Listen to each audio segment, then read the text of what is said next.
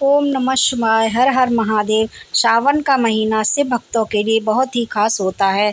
पूरे साल सावन मास का इंतजार हर एक शिव भक्त को होता है। सभी शिव भक्त सुहागन महिलाएं और कुंवारी कन्याएं पूरे सावन मास में बड़े ही श्रद्धा भाव से भोलेनाथ की पूजा करती हैं।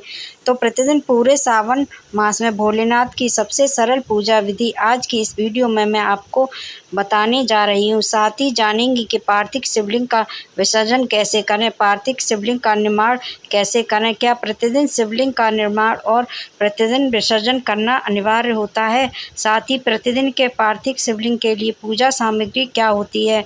सरल और संपूर्ण सामग्री के साथ आज के इस वीडियो को मैं लेकर आई हूँ, तो वीडियो को ज़रूर अंत तक देखें।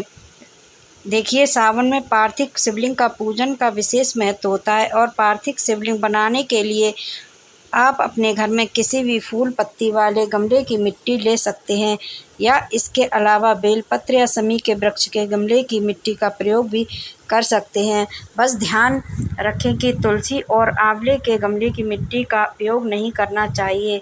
आप किसी भी खाली गमले को साफ करके उसमें मिट्टी भर के वहाँ पर भी शिवलिंग का निर्माण कर सकते हैं। जैसे यह गमला खाली रखा हो उसको ले लें और हमेशा इसी में पार्थिव शिवलिंग का निर्माण करके पूजा करनी चाहिए। जब भी मन चाहे, सावन हो या ना हो, पार्थिव शिवलिंग बनाकर पूजन और विसर्जन इसी में कर लेना चाहिए। इससे पहले हम पार्थिव शिवलिंग का निर्माण कर लेंगे। अगर आप गमले में बना रहे हैं तो आप चाहें तो नीचे जलहरी बना सकते हैं या फिर बिना जलहरी के भी इस पूजन को कर सकते हैं। यहाँ पर जलहरी बनाई है। अगर जलहरी का आकार थोड़ा टेढ़ा मेढ़ा भी बन जाए तो कोई बात नहीं है, क्योंकि भगवान भोलेनाथ सबसे पहले अपने भक्त के भाव को देखते हैं। तो अगर आपके पास समय की कमी है तो केवल पिंडी के रूप में बनाकर भी भगवान भोलेनाथ का आप पूजन कर सकते हैं।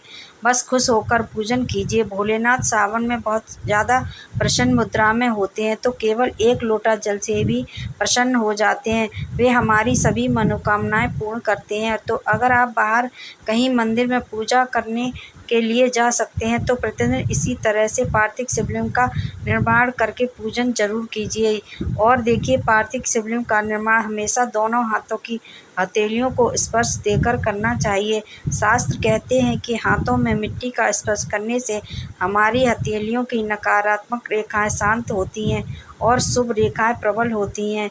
अगर शिवलिंग बनाने और पूजा शुरू करने में 5 या 10 मिनट की देरी हो तो निर्माण के तुरंत बाद शिवलिंग के ऊपर 2 या 4 चावल के दाने अवश्य रख दें और इसके बाद फिर आप कभी भी पूजन कर सकते हैं। तो देखिए, पूजा की सामग्री में क्या क्या लिया जाता है। 1 लोटा स्वच्छ जल और गंगाजल मिलाकर रख लें।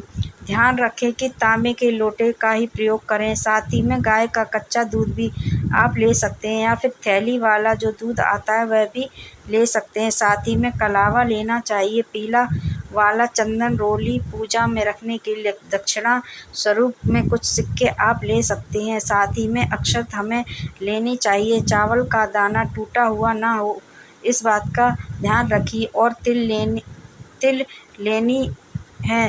तिल आप काला या फिर सफ़ेद जो भी आपके पास हो वो आप ले सकते हैं। धूप बत्ती माचिस लेनी है और एक शुद्ध देसी घी का दीपक भी यहाँ पर रख दें। दीपक आप देखिए अपनी श्रद्धा और भाव से जैसा आप दीपक प्रज्वलित करना चाहते हैं, तिल के तेल का ले सकते हैं या फिर घी का दीपक भी आप प्रज्वलित कर सकते हैं। साथ ही में कुछ फूल हम यहाँ पर देखिए रखेंगे। सफ़ेद फूल मिल जाए तो और भी अच्छी बात है, ना मिले तो जो भी फूल मिल जाए वह आप यहाँ पर रख लें। भोले बाबा की पूजा में बेलपत्र का विशेष महत्व होता है और सावन में आसानी से मिल भी जाते हैं, तो बेलपत्र का आप ज़रूरी रखिए। भोग के लिए कोई भी ऋतु फल आप ले सकते हैं और प्रतिदिन की पूजा में आप चाहें तो अलग अलग भोग समर्पित कर सकते हैं। मिश्री, बतासे या शक्कर या गुड़ का भोग भी आप समर्पित कर सकते हैं। तो फल और भोग दोनों चीज़ें हमने यहाँ पर देखिए ले लेंगे। और साथ ही में अगर शिव चालीसा की पुस्तक है तो वह रख लीजिए। पढ़ने के लिए ना हो तो कोई बात नहीं। ओम नमः शिवाय या फिर हर हर महादेव का जाप करते हुए भी आप इस पूजन को कर सकते हैं।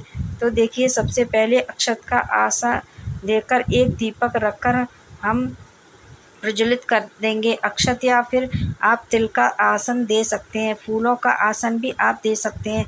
और अब हम सबसे पहले महादेव का अभिषेक करेंगे ओम नमः शिवाय का जाप करते हुए। तो सबसे पहले हम इस तरीके से देखिए जलहरी के चारों तरफ से जल चढ़ाएंगे, क्योंकि शिवलिंग में पूरा शिव परिवार गणेश जी, कार्तिकेय जी, माता अशोक सुंदरी, माता पार्वती और नंदी जी को विराजमान होते हैं।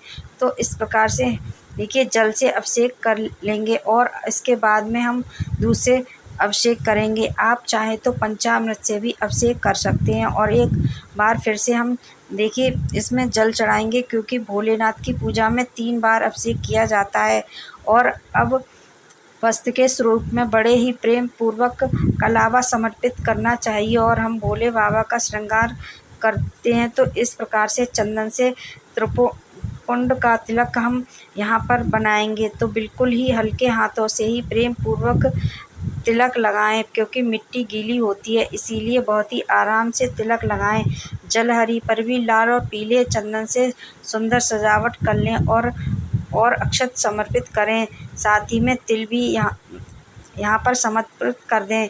इसके बाद बेलपत्र समर्पित करें। तो चाहे तो रोली चंदन से बेलपत्र पर तिलक लगाकर या अपनी मनोकामना का ध्यान करते हुए ओम नमः शिवाय बोलते हुए यहाँ पर बेलपत्री समर्पित करें। इसके बाद माता यानी कि आंकड़ा या जो भी फूल आपके पास में, मतार यानी कि आंकड़ा या जो भी फूल आपके पास में है, उससे भगवान भोलेनाथ का सुंदर श्रृंगार करें। अगर कभी फूल या बेलपत्र ना मिले तो मन छोटा बिल्कुल ना करें, क्योंकि भोलेनाथ केवल एक छोटा जल और सच्चे भाव से प्रसन्न हो जाते हैं। और देखिए मनोकामना आप नहीं भी लिखिए तो भी कोई बात नहीं, अगर आप सच्चे मन से पूजन कर रहे हैं तो भगवान भोलेनाथ को पता है कि आपको किस चीज़ की आवश्यकता है। तो इस प्रकार से हम भगवान भोलेनाथ का अच्छे से श्रृंगार करेंगे। भाव और मन आपका सबसे महत्वपूर्ण सामग्री है, यह ज़रूर होना चाहिए।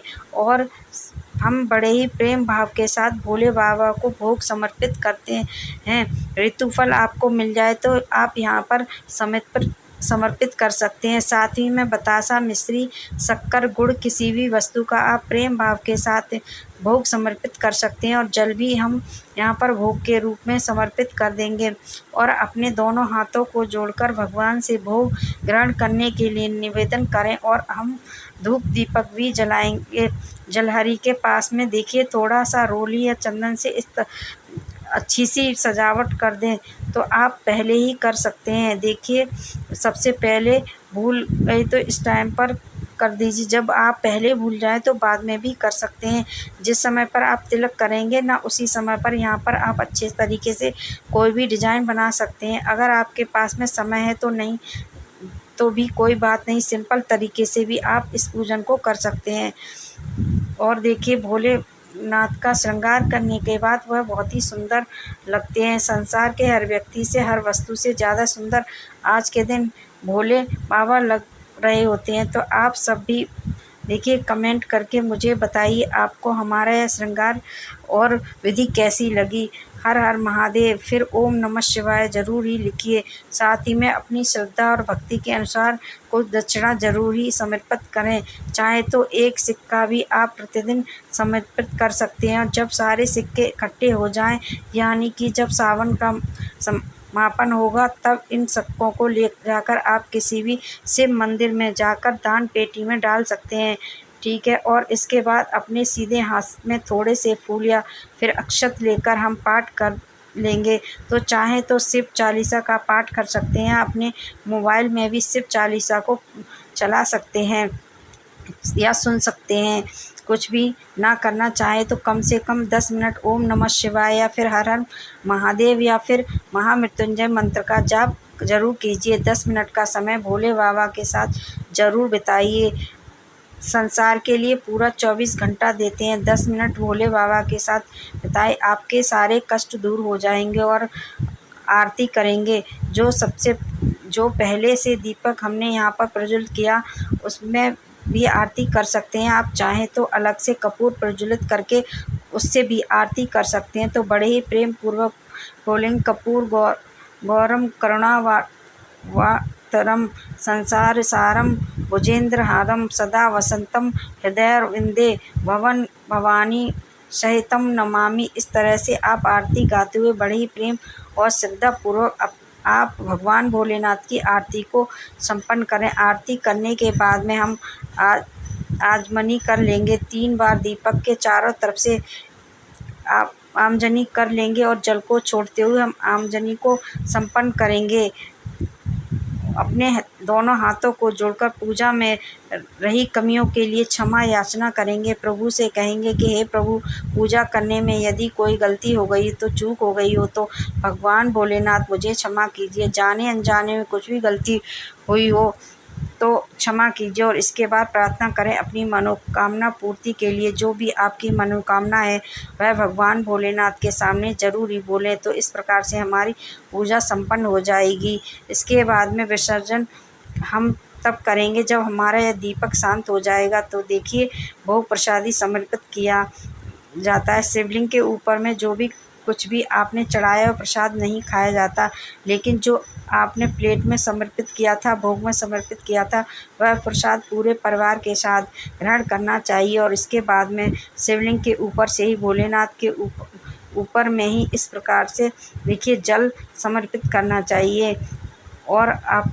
अगले दिन हम पूजा में यूज़ कर सकें। और अगर आपने मिट्टी का दीपक लिया है तो इसका भी आप यहीं पर विसर्जन कीजिए। और धातु का दीपक रहेगा तो उसे धोकर साफ करके अगले दिन पूजा में आप यूज कर सकते हैं। जो दक्षिणा आपने समर्पित की थी उसे उठाकर आप एक जगह पर रख दीजिए, इकट्ठा कीजिए। हर दिन की पूजा के बाद में सभी सिक्कों को एक साथ ले जाकर किसी भी मंदिर में दान कर दीजिए या दान पेटी में डाल दीजिए। इससे कोई भी मंदिर की वस्तु जैसे ही झाड़ू पोछा या फिर तांबे का लोटा या फिर पूजा की थाली, इन्हीं सामग्री से खरीदकर आप मंदिर में दान कर सकते हैं। तो यह भी पार्थिव शिवलिंग की सबसे सरल पूजा विधि। अगर थोड़ी सी भी पसंद आई है वीडियो तो लाइक करके कमेंट सेक्शन में मुझे ज़रूर बताइए, क्योंकि आपका एक छोटा सा कमेंट हमारी इस मेहनत को सफल बना सकता है। सावन के महीने में मंदिर में जाकर पूजा किस प्रकार से की जाती है और भगवान आपके घर में शिवलिंग है तो उनका पूजन किस प्रकार से करना चाहिए। उम्मीद है आपको ये वीडियो पसंद आई होगी। पसंद आई है तो लाइक शेयर एंड सब्सक्राइब जरूर करें। बेल आइकन को प्रेस कर दें जिससे कि मेरा नोटिफिकेशन आपके पास सबसे पहले पहुंच जाए। मेरे चैनल को ऐसे ही प्यार और सपोर्ट बनाए रखिए। तब तक के लिए धन्यवाद। ओम नमः शिवाय। हर हर महादेव। सभी की मनोकामनाएं पूर्ण हो।